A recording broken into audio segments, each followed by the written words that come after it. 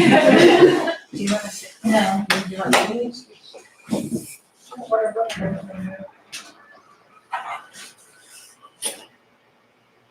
So what's about every 3 seconds? So yeah, so I'm Boyd and I teach mapping here, and we have a couple courses that these slides show some of the coursework that we have done in class. I guess if people want to go around and introduce yourself. I'll go next. I'm Jeff.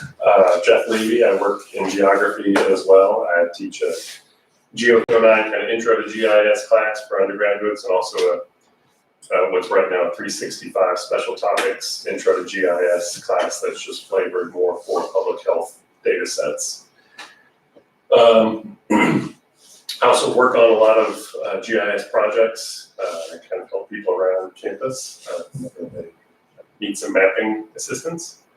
And that's probably what I enjoy doing the most here on campus.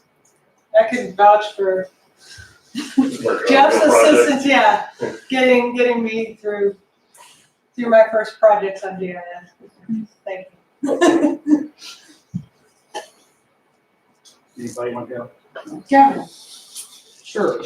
I'm Kevin. I'm a geography major here, senior now. Doing a minor in mapping and GIS. Yeah. Cool. Well, I'm Evan, by the way, and I'm an undergrad student at the Bachelor's of Public Health. I'm in Jeff's class right now, and we've done a lot of great things, and there are different things. We're working on final projects early on, and that sort of thing. It's going really well. Gunnar Kennedy, worked with these two, and Kevin works under us, under me, I guess. But so I do all the licensing for campus, the RTS licensing. We've nailed plenty of times, and so I went to Ball State, work here. I'm getting my master's in public health now from here. But I mean, do a lot of the base map and interactive map stuff. Various parking and things like that. So were you at Ball State when Wilson was at Ball State? Yeah. You were? Oh wait, no. Matt Wilson? Yeah, no. Well, maybe. I don't remember. That was the that was the guy that. Yeah, no. This was how long ago? What was that? You have your 10 years ago? 12 years? No, that Yeah, no, because I was there 2011, 2015. But yeah, there was someone there named Wilson. I was like, oh yeah, but no, it's not him. So no. Yeah. All kind of I don't recall. Yeah. So how many seats do we have for ArcGIS Pro, for instance? Like how many people can use it? Yeah, simultaneously. It's because now we're on a concurrent licensing model. So just noticed that you could do that. Yeah, so it there's pretty much no limit now. So if anyone's wanting to use it and learn it, there's really no need to like make an individual license for you or anything like that. You just kind of log in like you do with desktop. So don't know why it wasn't really announced. It wasn't really announced to me. I was just kind of told, and I was like, oh well, okay. So, but we use Pro quite a bit now, mainly for just cartographic stuff. The data editing and creation we're still getting adjusted to since we have so many custom scripts. So we're getting there. It's just a matter of converting our scripts over and all that. So. Okay, I'm Janet Schwartz. I work in Facility Information Services Geospatial. I'm more about the buildings on campus, and I'm an architect, so I do CAD. I guess I'm mostly interested in the connection between Esri and Autodesk products. Sure, I need collaboration between the two. I'm Gretchen Tucker. I also work in Facility Information Services with Kevin, Gunnar, and Janet. I got a second degree late in life from here, UK, in geography, and did as I already said, Jeff assisted me with my senior project and a few other things to get my understanding of really what GIS was, because that's where my true interest was with the mapping, was more my interest in geography was more the cartography side of it and the digital cartography. And then upon graduation, I started working in facilities as a temp and have sort of worked my way through there. And our department does, as Gunnar said, the campus mapping, and we also do the floor plans there, GIS as well, and we have a few ways that we can visualize those, and we're doing new more routing, working on that. So, it's kind of cool. Your maps. I'm Joanne Calderaro from Geography Department here, and I'm PhD student, and I'm not kind of web person. As a PhD dissertation methodology and the ways in which I visualize my data, how people use their public space and nighttime cafe.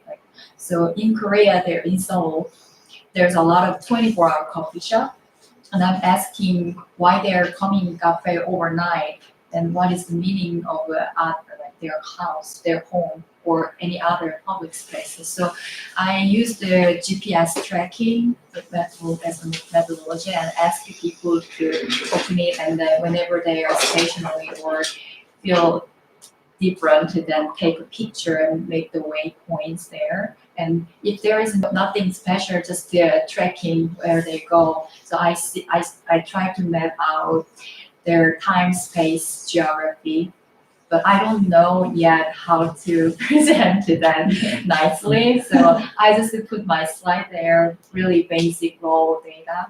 And I also had it map out the people aged in 20s mostly live nearby 24 cafe area. So I see how 24 cafes become the alternative space of housing. So that's kind of the thing. Yeah, I've heard that your real estate Yeah. value goes up the closer you are to a Starbucks. Uh-huh. Yeah, I don't think 24-hour coffee joints are a thing here. That's what I'm aware of. Maybe a Waffle House. Starbucks, they're not 24 hours. I think they are at airports. Yeah. My name is Jack. I'm in Ian Spangler's geography class. I'm here for extra credit. Well done. That's about it. Are you a Florida person? I'm from South Florida. Fort Lauderdale. Same. Fort Lauderdale. That's cool. Where'd you go to high school? Shamana Manana. It's a Okay. Catholic private school in Went Hollywood. to St. Thomas. For real? Yep. That's great. You know, so. I'm Julie. I'm a PhD student here, and I don't use GIS for any of my research. I just play with it because it's fun. As the Bigfoot maps. Yep, that's me. I'm Milo McAlpin. I'm also in Ian Spangler's class and Jacob's class, and I'm also doing extra credit. Double extra credit? Pretty good. No, just one. We should have done. I'm Jacob. I'm a master's student in geography. I'm interested in digital geography, internet geography. So web mapping in particular is really interesting to me, and geospatial media, how that's kind of used and distributed on the internet. So I haven't really contributed anything to this. I haven't made anything really interesting recently, but I like GIS. I like mapping. It's fascinating to see how it's used.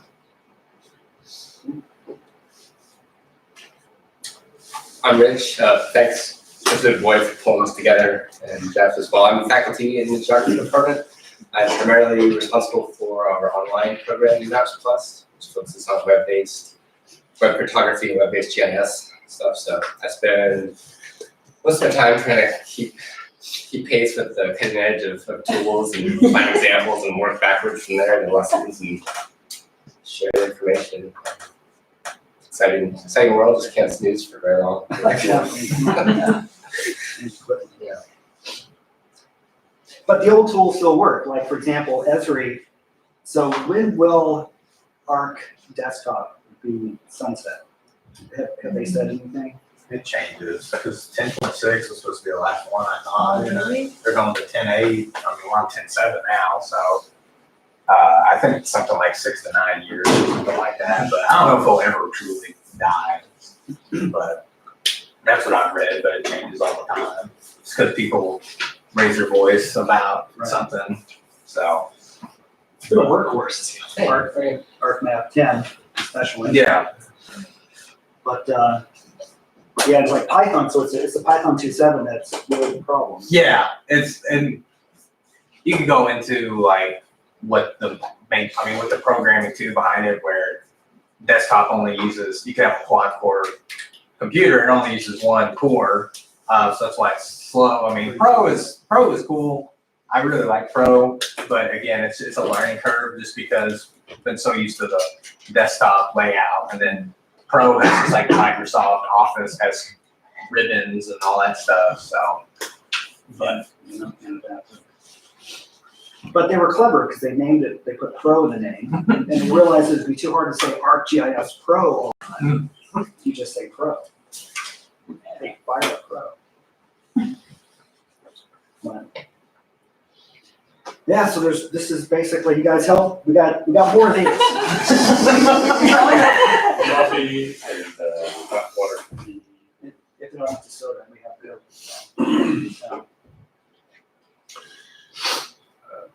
We're gonna talk about the projects. Oh, yeah, yes, you can. Yeah, so these are, we could, actually, this might, Slow down. we can slow it down. If you guys, so you gave some slides, you guys gave some slides, if you want, you can, in this time, you can present and talk about it. Okay, so this is, there's a lady in our office named Rosa, she's not here, but she contributed this slide. This is the indoor wayfinding that we have over in the student center. So if any of those TVs, you can tap them and there's a wealth of information. It's through a company called Corbett, but they use our floor plans that Janet and her students all drew up. We converted to GIS and we throw it into this Corbett system. So it's using our data. These are popping up in other buildings. She's made a map with the other buildings. Actually, stairs here, there's some Corbett TVs up in the lobby that I think have indoor wayfinding. I'm not entirely sure. I know there's Corbett units, but so if you've seen the TVs in the student center, play around with them, because I mean, this is something we've done and provided. And we're still testing it out. It's going to be kind of a campus-wide thing, but this is kind of the beginning of mapping from room to room, from building to building. You're trying to help students plan their routes better when they, start classes or anything like that. So it's a pretty powerful tool. There was a lot of hiccups getting it going, just trying to figure out software and everything else. But I know a lot of building has them too. So, but that's kind of the story behind that. There's QR codes too on these if you want to scan it and go to the website or whatever. And certainly if you go play with one of them, have any questions, by all means, get a hold of one of us, because we're looking for feedback on them, especially from students' perspectives and everything else. So how is the data initially collected? For floor plans? Yeah, Or, for routes. you can talk floor plans if you want. This was a new building, we got all the information from the contractors, and we simplify it basically in Autodesk. And then we do convert to GIS. We have a conversion. Now, can you locate people inside the building? Not yet. Not yet? Yeah, we'll get there. But But the routing, I'm not sure in this particular application, but we're working on it as well as for our internal applications. It's based on, because every space on campus and an interior has a standardized name, functional location is what we call it. One of those areas is the floor, so you can route it by floor, And then because stairs all have an ST in it, or they should, the routing can be, the scripting can be told, okay, go find this stair or this elevator, go to that floor, and then here. The anomalies that have to be hard coded into the script are where two buildings don't line up, like Peterson, second floor meets up with third floor of the parking garage. So those have to be hard coded into the scripting. So this is like Google Maps for indoors, or like Google Directions? Yeah, I mean, it's a Getting concept, there. yes. Yeah, We're getting there. but I mean, if we had, Google come in, it wouldn't be as, like, we can, right now, say there was something wrong with one of these rooms, we can, on our end, quickly update it and it'll push out to all the different indoor TV, indoor screens. And so there's no having to contract someone out, we just do it, run a script, and it's sent out to all the different buildings. So that's the benefit of using, UK-based data rather than hiring someone, because if something changes, which as we know, especially in older buildings, things change all the time, rooms, layouts, all that stuff. So so the data itself is, I would say, more correct than if you hired anyone else, especially with the layout and the square footage and everything. So, but the routing itself and like the icons, all that stuff, I don't know exactly how much Corbett has played into kind of the software side. So. UKPR has also been a huge player in determining what this looks like. They wanted to have a UK brand and standard, what the icons are. Because parents, when they come with their kids, and they walk around campus. Yeah. Yeah. So, well, that's like the kiosks on campus. If you've noticed, like we do those, but they're not updated. It would be cool if it was something like, not, I mean, that's a pipe dream, but if it was electronic like that, where it was always updated all the time. There's that one at the base of the ramp of Peterson. And I mean, it still shows Student Center is under construction. So, it's just, but, we're not gonna just print those off, and that's someone's, it's all about money and all that stuff. Someone's saying they need to replace it, but something like this where we can just quickly update it is pretty cool, so. What's next? I have a question. Just can we access any kind of low image file or layout, not through the kiosk? But I'm curious because as a conference organizer, I need to use the layout. So our floor plans are all available to anybody with a link through. They're in PDF form, but those can be utilized in various manners. In the website. Yeah. Page. But if there's a project where you're trying to do more than that, you can contact one of us and we can work with you and figure out how to get you different data. Yeah, there's a conference on campus, CDMI, happens every summer, and we make the maps. It happens in Whitehall, and so we make the maps showing which room where each event is and all that. So I mean, this is just one aspect of how we utilize, the floor plans that CAD makes and everything else. So indoor mapping is becoming pretty big. Esri has something now called our Indoors or whatever, but it's ridiculously expensive to do something like, I think it was with hundreds of thousands of dollars to basically do what this is, just to route it. And so, we can do it ourselves, just working with people and stuff. You guys are like leaps and bounds ahead. I was working on a project at the University of Missouri with their facilities management, and I've never seen worse data. It was like UN data. It was so bad. I will say our data is certainly top notch. I mean, there's things that I would like to improve mapping wise, but we have the standards room, like she was talking about the functional location and stuff. We have the same standards for every building. That's beautiful. So in the future, when we do this indoor routing or whatever, it'll be simple rather than having to go back and redo all the standards and everything. So it's pretty neat. So I'll move ahead. Well, one last question. Yeah. Are those buildings, are they geo-referenced?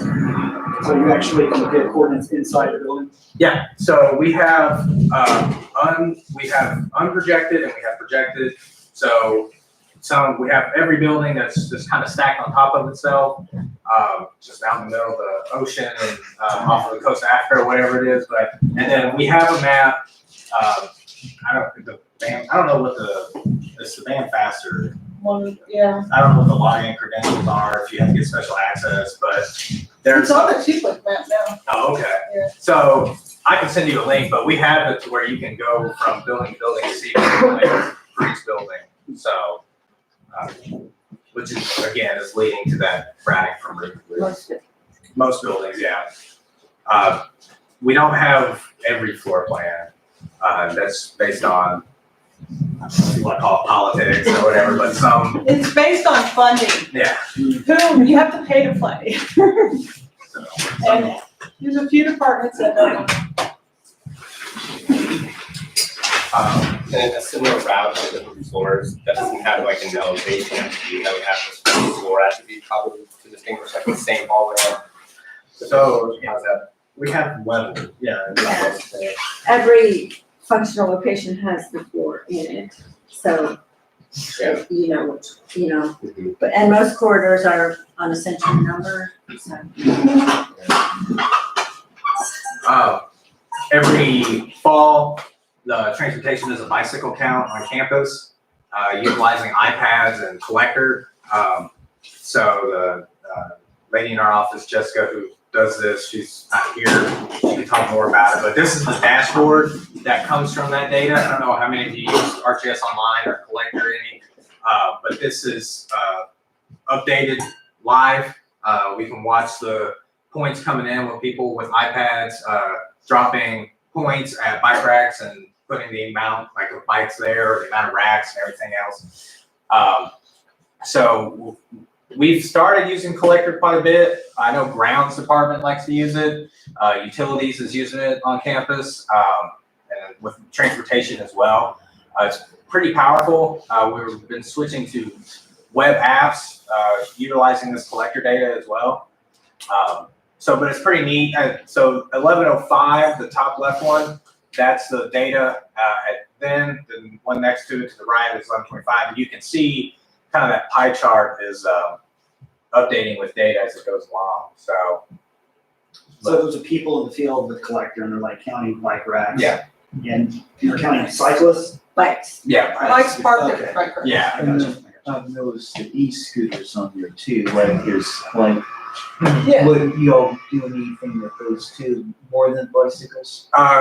With the e-scooters, we had to do a JSON file to set up where they're not allowed to park. Actually, we had to send that to the contractor, whoever, what line or whatever their name is. But that was more for transportation to give to them. So I don't know how they utilize it exactly, but sending shape files and stuff we had to do that for the bicycles on campus too, the rent bikes, where they could park and couldn't park as well. So where are they now? the orange ones, not here. Yeah, that contractor went away already. They did? Yeah. It was Spin, wasn't it? Yeah, that's And that's one of the scooters. I think that they swapped. They decided they didn't want to keep up with the bicycles and they did scooters. Oh, okay. Yeah. But So is that data publicly available, the accounts? I know there's printable versions. I don't know exactly how public this is. I can look. I didn't work with this. I haven't worked with the bike stuff for a couple of years. You can ask Shane Tedder, do you know that? Yeah. Yeah. Ask him that. Because we've done, the police, anytime there's an accident with a car, Yeah. it gets GPS and they have all this other metadata that comes with it. And bicyclists get hit by cars. Right. I know. Oh, is that what happened?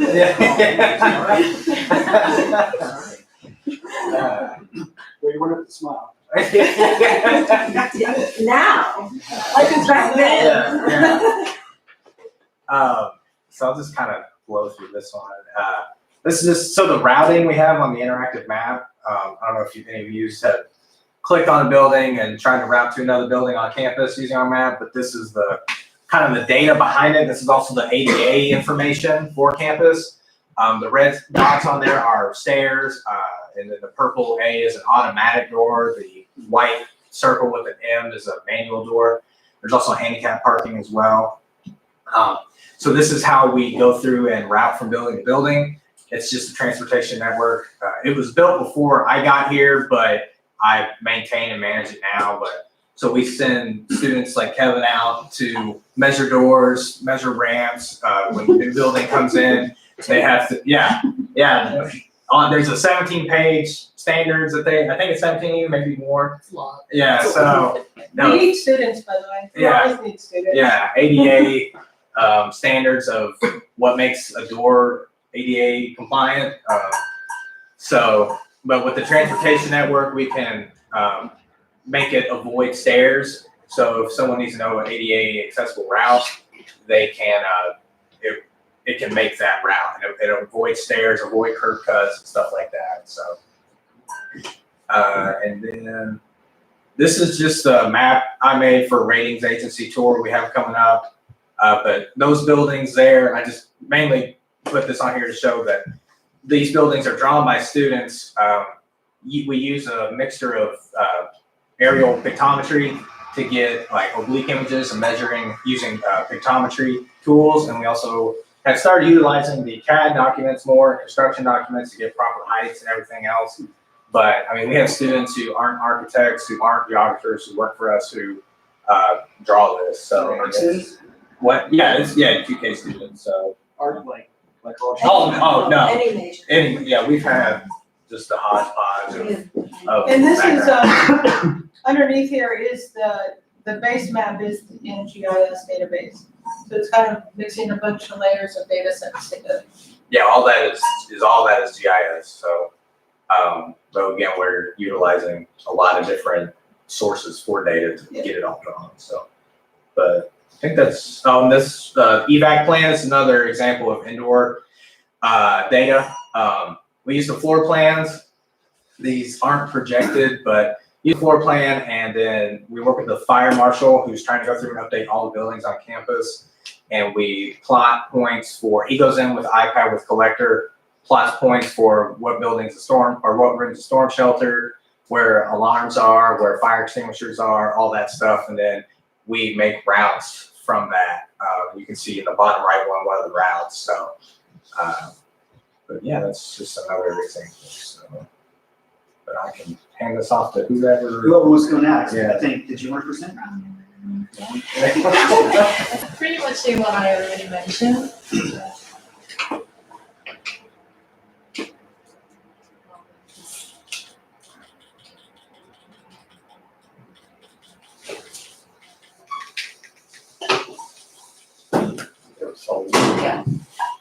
This is a like picture from like what I explained 24 cafe. That's a most likely Starbucks like coffee shop. And they start to they start as just coffee shop and then just attach a extra sign 24 and become 24 cafe. It's mostly franchise based like corporate really big coffee shop.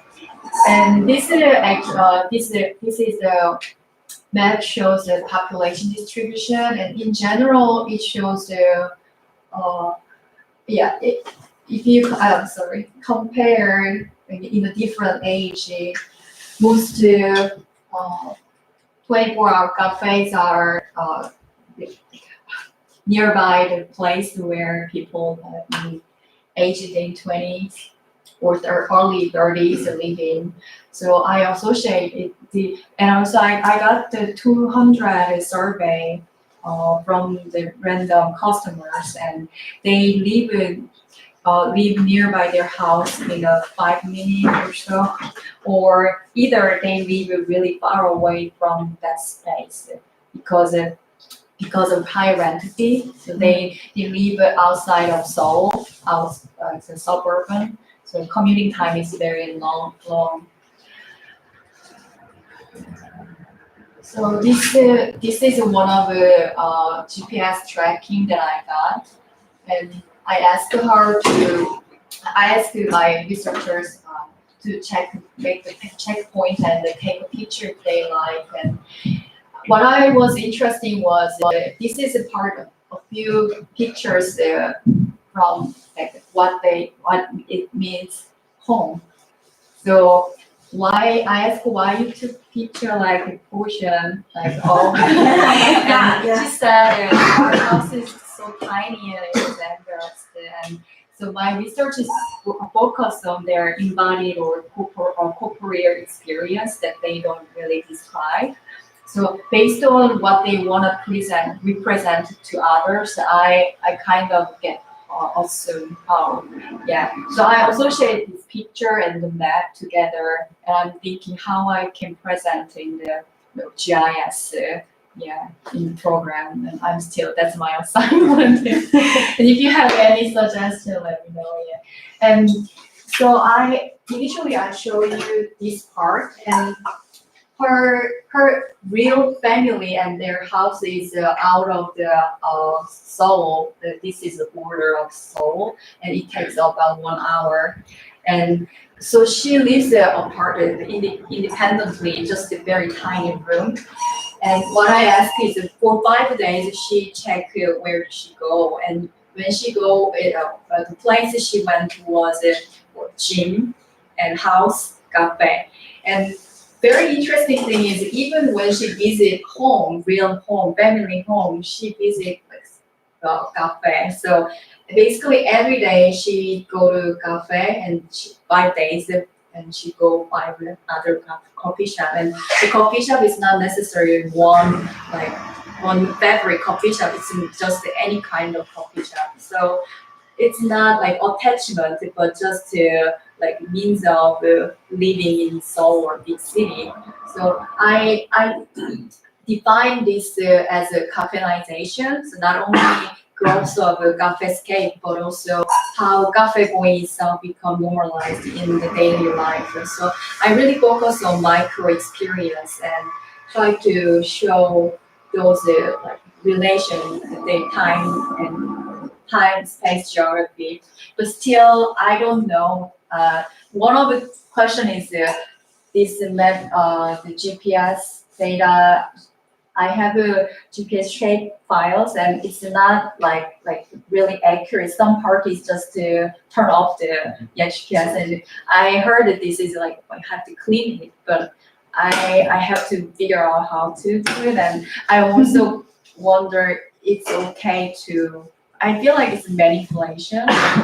So to what extent I can clean up or is accepted, and I want to hear some about it. So what's true data and what's manipulated data, right? Mm-hmm. Yeah.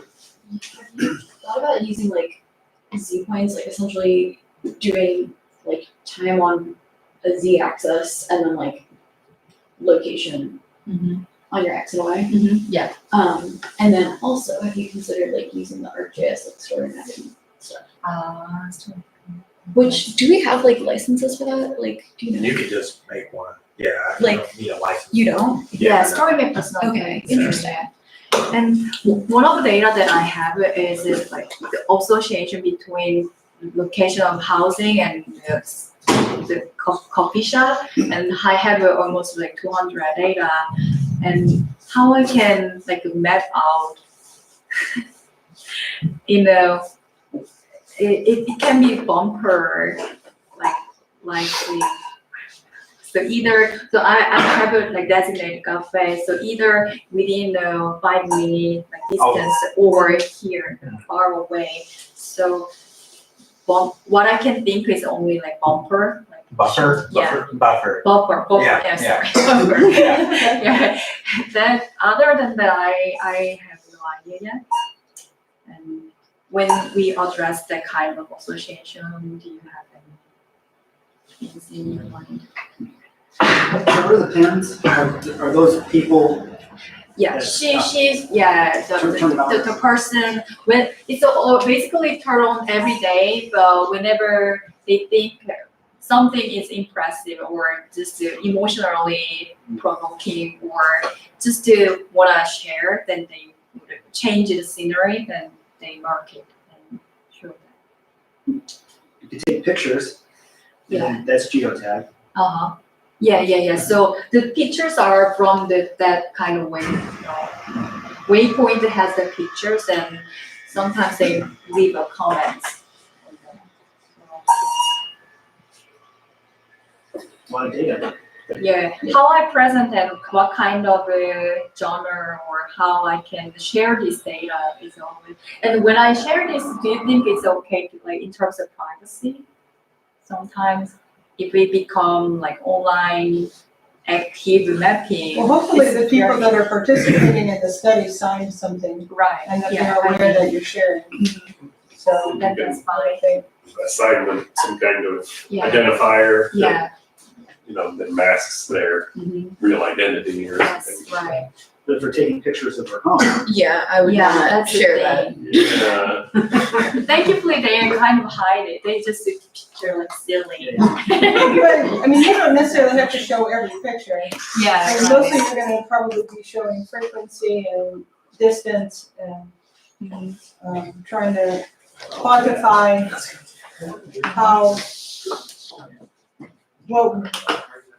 what drives them to go where they go. Mhm. Which, here in their pictures would be good, but not every, you would not use every picture. Thank you.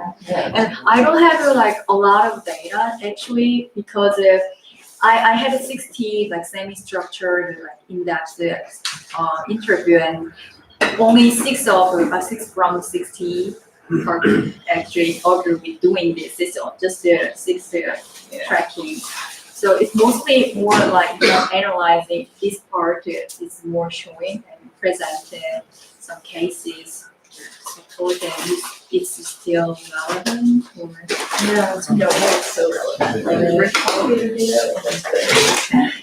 it's okay. Okay. Who wants to? You have yours? You're about to. Thank you for listening. This is really like basic like initial process. Thanks.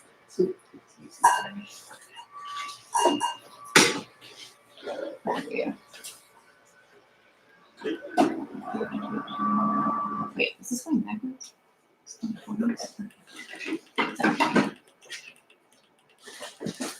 There we go.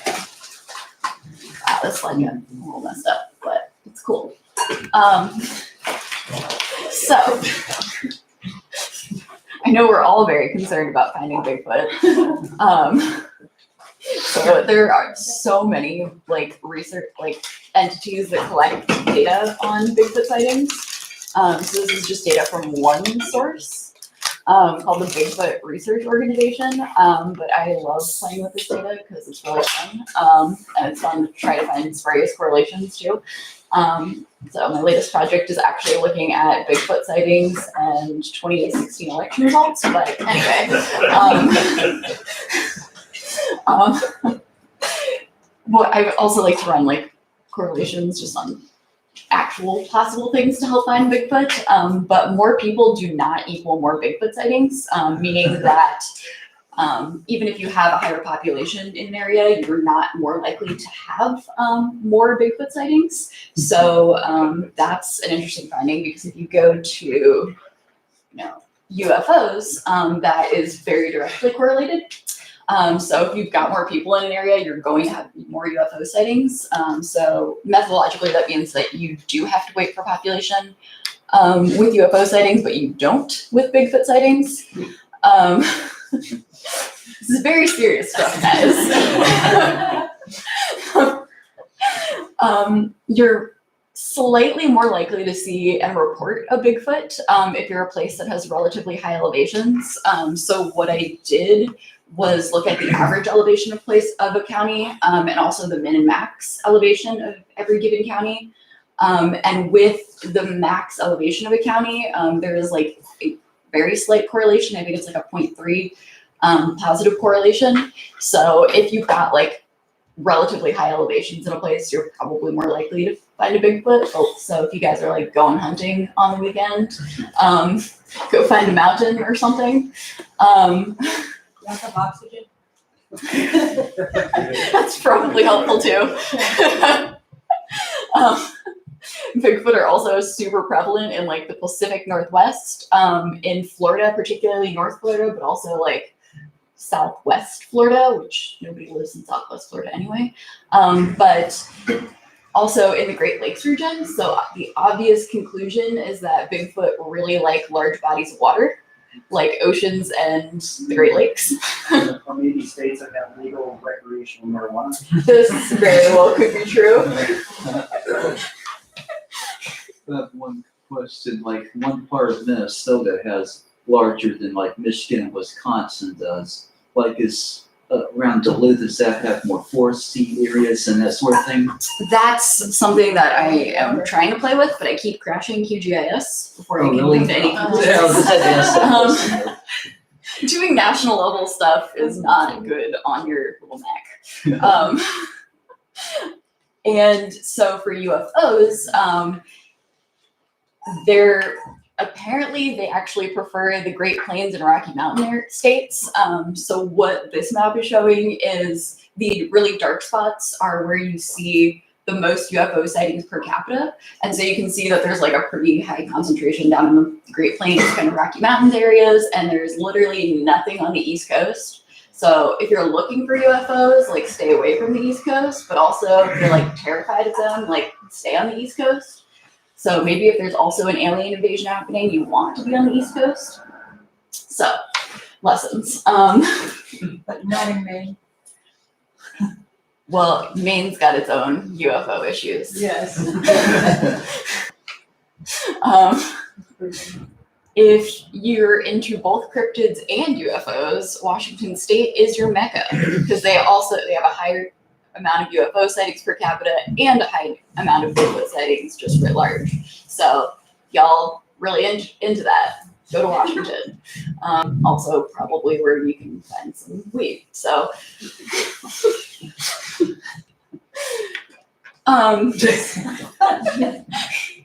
so my areas for further research, aka not doing my dissertation research, which my advisor said was very happy about me not doing, is looking at Bigfoot and UFO sightings by the Hynek scale and Blacher subtypes, which essentially are like, if you guys heard of like Close Encounters of the Third Kind, these are the that's the Hynek scale, essentially like categorizing stuff as according to like the sighting type. So I'm interested to see if like certain types of sightings happen in certain areas, but I have to clean out a lot of data for that. And also identifying potential like geophysical features associated with like reports of UFOs, so things like forest and like better elevation data. But again, I keep crashing QGIS because yeah.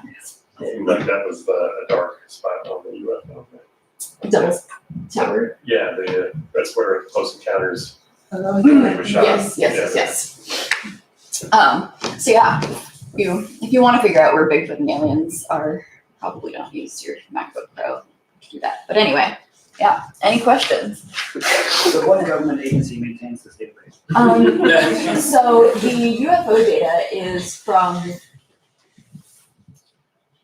I feel like it might be some sort of national entity. And I know the UK does have a national entity associated with UFO sightings. UK is actually, I think, has the highest number of UFO sightings in the world.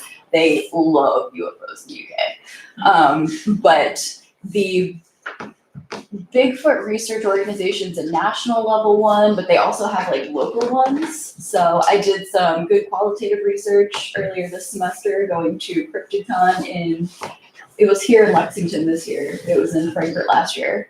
And they also have like smaller ones. So we have like the Kentucky Bigfoot Research Organization. And they do not like to share their data, I found.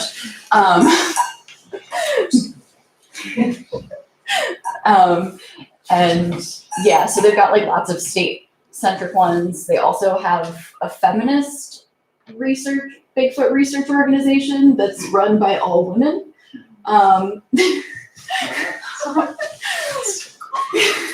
And there are a bunch of ladies that like go tramping through the woods and like look for Bigfoot structures, which I don't know, they have like all these different types of Bigfoot structures that are like made and like weird meaty things that apparently Bigfoots like to make that they look for. I don't know.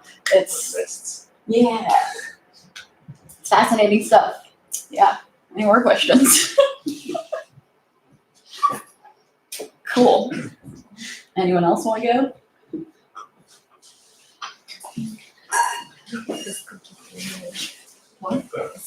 10 till if anybody has to scoot for 2 o'clock class.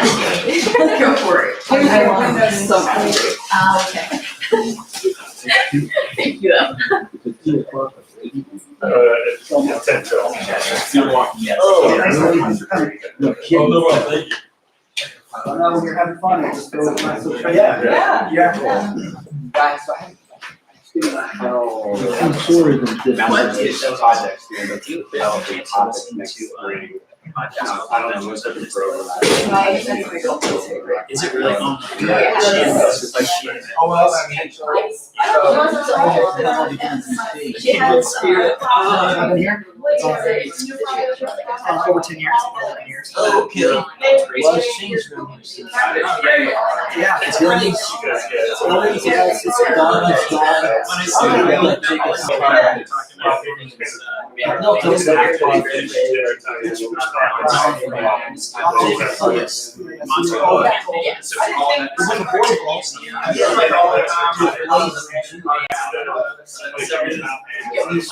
you keep trying to get me into it, I'll say one thing, but doesn't make it easy. Don't do anything on it. Like, pit band, I got rid of it.